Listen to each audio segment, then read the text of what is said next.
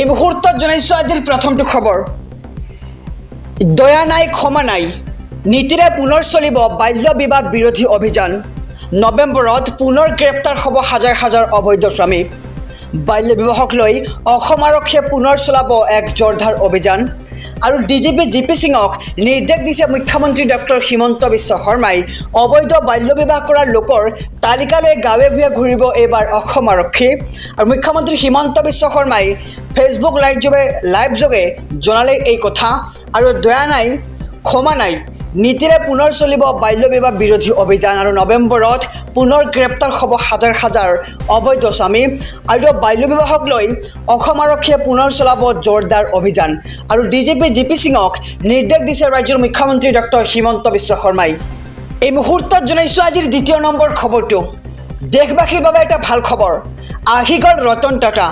গাঁৱে গাঁৱে বহিব BSNLৰ টাৱাৰ আজিয়ে লগ BSNLৰ 15টা নতুন প্লেনৰ অফাৰ জিঅ' ভোডাফোন এয়াৰটেলৰ মূল্য বৃদ্ধিৰ পিছতেই BSNLৰ এতিয়া বাম্পাৰ অফাৰ দেখিবলৈ পোৱা গৈছে 15টাকৈ নতুন প্লেনৰ অফাৰ আগবঢ়াইছে BSNLে আপুনি পোৰ্ট লিখি সেন্ড কৰক 1900 নম্বৰলৈ আপোনাৰ সিমখন লগে লগে BSNLলৈ সলনি হৈ যাব আৰু 107 টকাৰ প্লেনত 35 দিলে আপুনি 200 মিনিট ফোন কৰাৰ সুবিধা লাভ কৰিব জনাইছো যে BSNLে গ্ৰাহকলৈ কি অফাৰ আনিছে আৰু আপুনি 168 টকাৰ ৰিচাৰ্জত আনলিমিটেড ভয়েস কলৰ সৈতে 10 GB ডাটাৰ সুবিধা লাভ কৰিব পাৰিব লগতে 153 টকাৰ প্লেনত আনলিমিটেড ভয়েস কলৰ সৈতে 26 GB ডাটাৰ আপুনি সুবিধা লাভ কৰিব পাৰিব আৰু ইয়াৰ লগতে 199 টকাৰ ৰিচাৰ্জত প্ৰতিদিনে আপুনি লাভ কৰিব 2 GB ডাটাৰ সৈতে 30 দিনৰ ভ্যালিডিটি আৰু 249 টকাৰ প্লেনত আনলিমিটেড কলৰ সৈতে 45 দিনৰ আপুনি ভ্যালিডিটি লাভ কৰিবলৈ সক্ষম হ'ব আৰু ইয়াৰ লগতে 347 টকাৰ প্লেনত আনলিমিটেড ভয়েস কলৰ সৈতে প্ৰতিদিনে 2 GB ডাটা সহ 54 দিনৰ আপুনি ভ্যালিডিটি লাভ কৰিব আৰু 599 টকাৰ প্লেনত আনলিমিটেড ভয়েস কলৰ সৈতে প্ৰতিদিনে আপুনি লাভ কৰিব 3 GB ডাটা সহ 84 দিনৰ ভ্যালিডিটি আৰু 666 টকাৰ প্লেনত আনলিমিটেড ভয়েস কলৰ সৈতে আপুনি প্ৰতিদিনে লাভ কৰিব 2 GB ডাটা সহ 105 দিনৰ ভ্যালিডিটি আৰু 699 টকাৰ প্লেনত আনলিমিটেড ভয়েস কলৰ সৈতে 130 দিনৰ আপুনি ভ্যালিডিটি লাভ কৰিব আৰু 997 টকাৰ প্লেনৰ সৈতে আনলিমিটেড ভয়েস কল আপুনি প্ৰতিদিনে লাভ কৰিব 2 GB ডাটা সহ 160 দিনৰ ভ্যালিডিটি আৰু ইয়াৰ লগতে বাম্পাৰ অফাৰ আছে যে 1400 আপুনি 99 টকাৰ ৰিচাৰ্জ কৰিলে আপুনি পাব আনলিমিটেড ভয়েস কলৰ সৈতে 24 GB ডাটা আৰু 336 দিনৰ ভ্যালিডিটি আৰু 1999 টকাৰ প্লেনত আছে আনলিমিটেড ভয়েস কলৰ সৈতে 600 GB ডাটা আৰু 365 দিনৰ ভ্যালিডিটি এই মুহূৰ্তত জনাইছো আজিৰ তৃতীয় নম্বৰ খবৰটো মিত্ৰতাৰ বিনিময় সুদেমূলে আদায় কৰিবলৈ আগবাঢ়িছে এতিয়া চন্দ্ৰবাবু নাইডু বাজেট দাখিলৰ পূৰ্বে বাৰম্বাৰ কেন্দ্ৰক সাক্ষাৎ কিংমেকাৰ চন্দ্ৰবাবু নাইডুৰ আমি ৰাজনৈতিক প্ৰেক্ষাপটত খবৰ তুলি ধৰিছো ৰাজ্যবাসীক যে কেন্দ্ৰই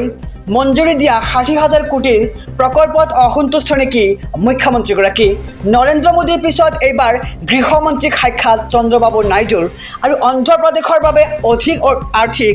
অনুদান বিচাৰিলে চন্দ্ৰবাবু নাইডুৱে আৰু ৰাজ্যখনৰ আৰ্থিক স্থিতি অৱগত কৰি অনুদান দাবী কৰিছে এতিয়া নাইডুৱে সমাগত বাজেটতে ইয়াক কাৰ্যকৰী কৰিবলৈ কেন্দ্ৰক হেঁচা প্ৰয়োগ কৰা হৈছে আৰু এইবাৰো নাইডুৰ দাবীত সন্মতি দিয়াৰ পূৰ্ণ সম্ভাৱনা কেন্দ্ৰৰ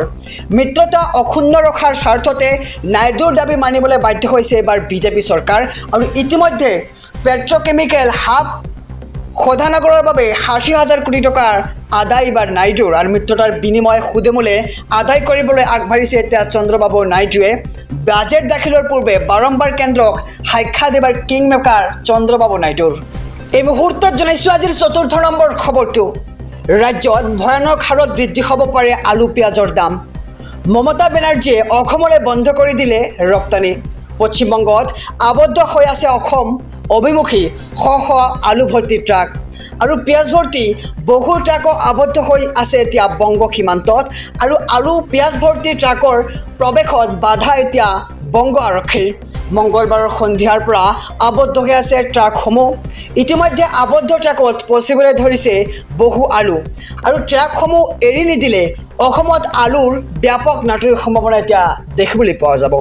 আৰু মুখ্যমন্ত্ৰী মমতা বেনাৰ্জীয়ে প্ৰশাসনক দিছিল কঠোৰ নিৰ্দেশ আৰু এই কঠোৰ নিৰ্দেশৰ পিছতেই সীমান্তত আলুৰ ট্ৰাকৰ প্ৰৱেশত বাধা আৰোপ কৰা হৈছে আৰু প্ৰথমে আমাৰ চাহিদা পূৰণ হ'ব লাগিব, তাৰ পিছতহে আন ৰাজ্যৰ কথা ভাবিম বুলি মন্তব্য কৰে পশ্চিমবংগৰ মুখ্যমন্ত্ৰী মমতা বেনাৰ্জীয়ে। আৰু ৰাজ্যত ভয়ানক হাৰত বৃদ্ধি হ'ব পাৰে আলু পিঁয়াজৰ দাম আৰু মমতা বেনাৰ্জীয়ে অসমলৈ বন্ধ কৰি দিলে আলুৰ ৰপ্তানি। ৰাজনৈতিক প্ৰেক্ষাপটৰ আৰু এটি ডাঙৰ খবৰ, বিৰোধী মিত্ৰজোঁটত এবাৰ ফাট দেখিবলৈ পোৱা গৈছে। কংগ্ৰেছৰ সৈতে একেলগে নিৰ্বাচন নেখেলে আপে। পাঞ্জাৱৰ মুখ্যমন্ত্ৰী ভগৱন্ত মানৰ এই ডাঙৰ ঘোষণা। হাৰিয়ানাৰ বিধানসভা নিৰ্বাচন অকলে খেলাৰ সিদ্ধান্ত এতিয়া গ্ৰহণ কৰা হৈছে আৰু 90 সমষ্টিতে অকলে প্ৰাৰ্থী দিব আম আদমি পাৰ্টীয়ে। আৰু এই বৰ্ষৰ শেষৰ ফালে হ'ব পাঞ্জাৱৰ বিধানসভা নিৰ্বাচন আৰু লোকসভা নিৰ্বাচনত কংগ্ৰেছৰ সৈতে একেলগে হাৰিয়ানাত নিৰ্বাচন খেলিছিল আপে। আৰু হাৰিয়ানাৰ 10টা সমষ্টিত কংগ্ৰেছে 9টা আৰু এখন আপৰ প্ৰাৰ্থীয়ে প্ৰতিদ্বন্দ্বিতা কৰিছিল আৰু নিৰ্বাচনত ইয়াৰে 5টা সমষ্টিত জয়ী হৈছিল কংগ্ৰেছৰ প্ৰাৰ্থী।